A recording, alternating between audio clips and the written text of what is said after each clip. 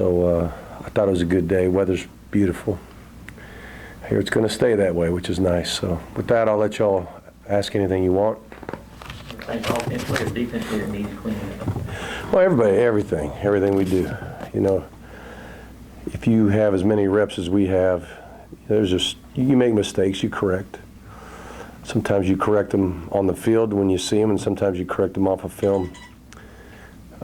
There's a certain amount of things you got to get done in a certain amount of time. So usually what happens if you make enough mistakes on a certain play or a certain scheme, you just throw it out. Just, go to the next thing. We do that every week. There's certain things that make it by the end of the week, certain things that don't. But just a couple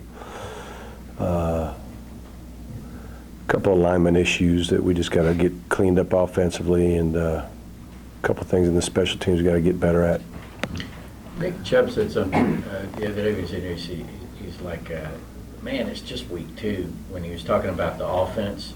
A lot of people talk about improvements in game 1 and game 2, but do you feel like that you're kind of at a juncture where you should see some kind of marked improvement, having been on the road, had a game at home? Sure. You're kind of into it now? I know we're going to get better.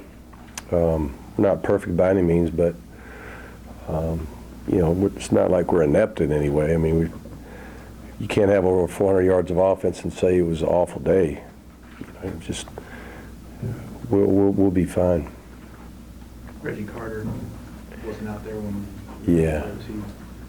Yeah, Reggie's did not practice today. Is it the shoulder? Yeah. Again? Mm-hmm. Is this a chronic thing, or? I get it comes and goes.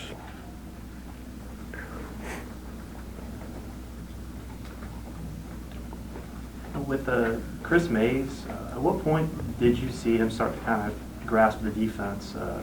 Was it sometime in the spring?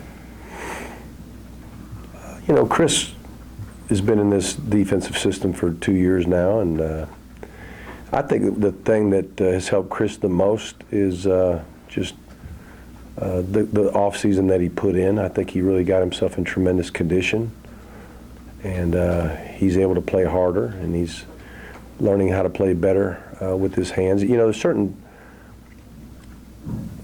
responsibilities that down linemen have. They have to control certain offensive linemen, and sometimes you may play perfect and no one notices it. We had Sullivan. Who was Sullivan we had way back? Jonathan. What's that? Jonathan. Yeah, Jonathan Sullivan. Sorry, Jonathan. Sully, we used to call him Sully, but he was, what was he, the 8th pick of the draft or something?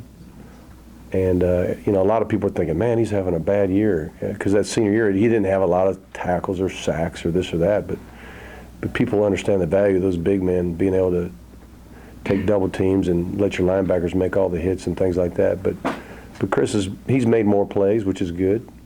You got to whip somebody up front to make a play at that position. Sometimes you got to whip 2 people. But he's really coming along. Hopefully he'll keep going.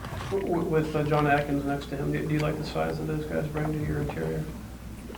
Yeah, John's a big man, and he's a very athletic guy. He's in good shape too. I think that, and he's learning how to play the position as well, using his hands, and it's more than just a guy who's big and strong and all that kind of stuff. It's a guy starting to understand better what to do and how to do it. But he's coming along as well. Can't help but notice a lot of double tights so far on offense. Is that a shoddy thing, or is that a personnel thing?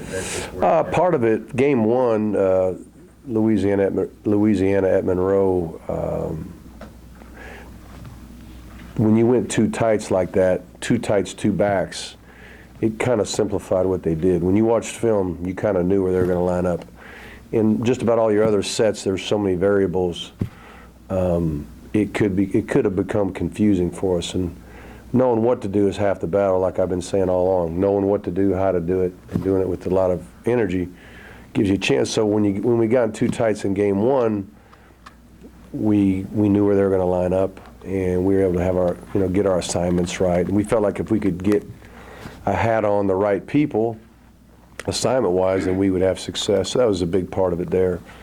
And I don't think we ran it quite as much second game, but there was a couple times in the game where the one time we were backed up inside the 5 and trying to knock it out, we got into a bigger set there, but we didn't spend as much time in it the second game as we did the first game. Coach, yesterday in the press conference, Steve Spurrier said that he considers Georgia a rival. He's not sure Georgia considers South Carolina a rival. Do you consider South Carolina a rival? Everybody in the East is a rival to me. But yes, I think if you look at the state of Georgia, most people from North Georgia want you to beat Tennessee the most. If you're on the west side, Auburn wants you to beat Auburn. If you're South Georgia, they want you to beat Florida. Over towards South Carolina, they want you to beat South Carolina, and everybody agrees that Georgia Tech is the one that everybody wants as well. So, yeah, I just think there's certain areas of our state that consider one game more important than another one, but we do have a lot of rival games, and a lot of it is because people are just very close to our border, and we have a lot of recruiting battles, and then there's a lot of history too. You play 60, 70, 80, 100 times sometimes with some of these people. You're bound to have some, some feelings that make it more of a rival game. Mark, I think it dawned on me the other day that, I don't know if you've commented on Jacob Eason, who I guess you're able to since he is a signed. Well, I guess I am. What? We don't want to make too big a deal about anybody, but. Yeah. What do you guys like about him? Well, we're glad that he's committed to Georgia. We think he's a fine player and a really fine person, and we're looking forward to getting him here in January. And I hope that I'm not breaking any rules. You got me. He did sign that thing, didn't he? Okay, good. It's within the rules. You don't want to talk about his actual No. quarterback and all that? Well, we wouldn't have offered him if we didn't think he was really good. Sure. To see when even like 14 for 14 or 15 for 15 or something, he had a perfect game the other day. I read something about that. Yeah. It's good. Keep it up. You keep it up a little Keep bit. it going, man. Keep it going. What are your thoughts on a new practice facility being built this January and how it'll help the program? Oh, I'm excited. I really am. It's going to be beautiful.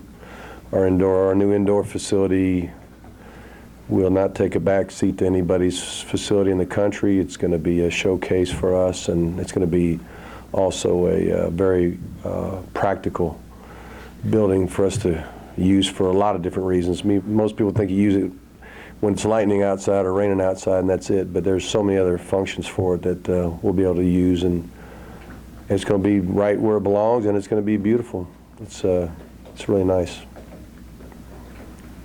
How much does the Wildcat stuff they do, how much does that make you guys have to think about the personnel you want on the field at a certain time on defense? Right. Well, you have to adjust.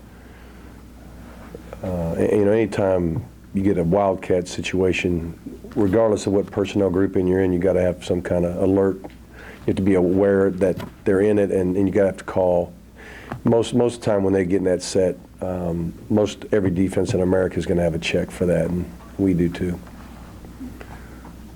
As far as the turnover margin, it's kind of picking up where last year was. It's +3. How much of that is? I thought it was +4. I don't know who's in charge of that. I don't know what it was. Yeah. Somebody said +5, then 4, but I mean 3. I think it's. Plus a little. plus. Did we get one? I thought we were +1 in game 1, +3. and we were +3. Is it +4? Yes. Oh, they called that a fumble. Okay, well that makes sense. So anyway, we're in a good Yeah. team fumble. How much of that is just kind of, cross your fingers and hope? How much of that is Yeah. kind of something you all sit around and Oh, well, we talk about it a lot. We coach it. We rep it a lot, and that's the ball security aspect of it, and the ball disruption part of it. We actually have a period every Tuesday and Wednesday called ball security, ball disruption period. That's what we do during that time frame every day. And we usually do more than that, but it's a time set aside for everybody to get a piece of it.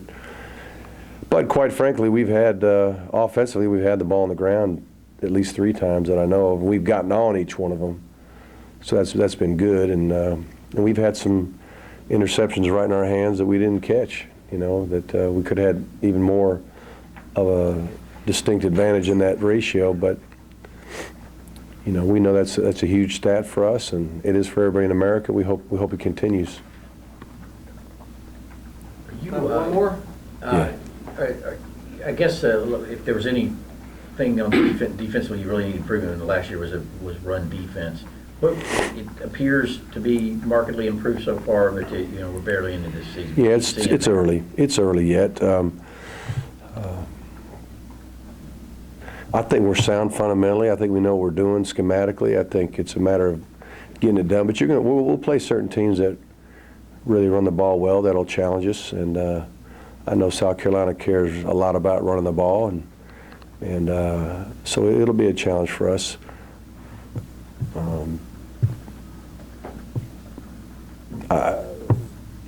Every game the goal is to win first down. Every game the goal is to stop the run and force them into situations where they have to throw the football. So that really doesn't change much. Okay, game.